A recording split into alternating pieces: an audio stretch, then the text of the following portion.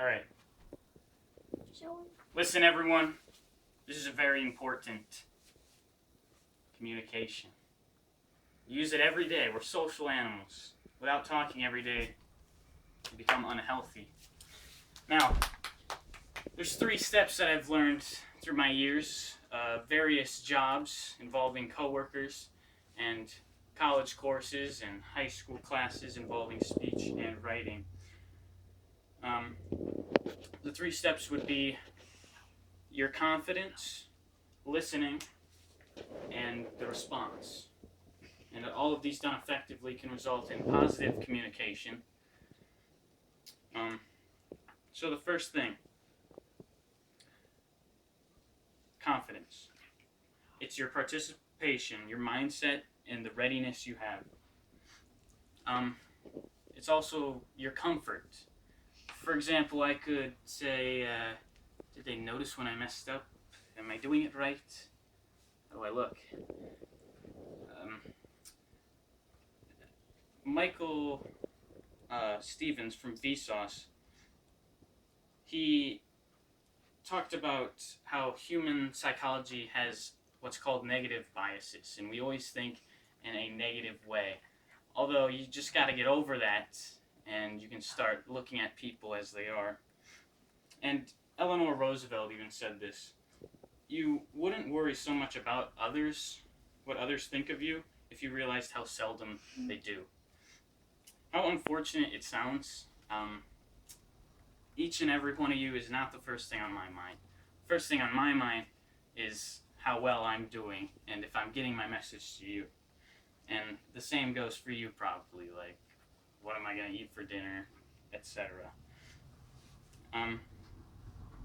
And the only real way to get more confident is through being social. You learn to be social by being social. It's through experience. So then secondly, listening is important. Socializing consists of speaking with another and listening to them. So this Communicating Effectively book is our textbook for the class, Fundamental of Oral Communication. And on this page it shows a really interesting diagram of assessing and receiving information. You can pass it around, please. So, and everyone wants to be heard, and everyone has an opinion. So, for example, I'm going to ask Shelly here, did you enjoy my speech so far? Yes. Okay. Well, before I respond verbally, I'm going to assess the information she gave me. I focused on what she said. I didn't interrupt. I did not think of what I was going to say next. I thought only what she was thinking. And a good nonverbal way of communicating during listening is nodding and showing interest. The only problem that you see the difference in nonverbal communication between verbal or interpersonal communication is eye contact. You don't want to look at someone for too long in a speech like that right there. That was a little weird. The response, lastly. It's all these are equally as important, but this one you have to stay relevant and learn.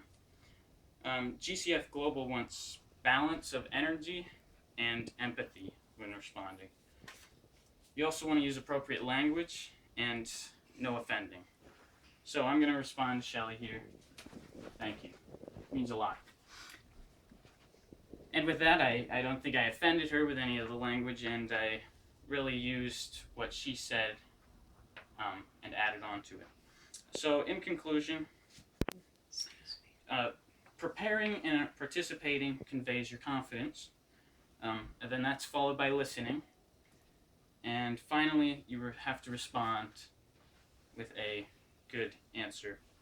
So whether you like the person or not, listening to them verbally or non-verbally is important because we are social animals and everyone has something to say. Any questions?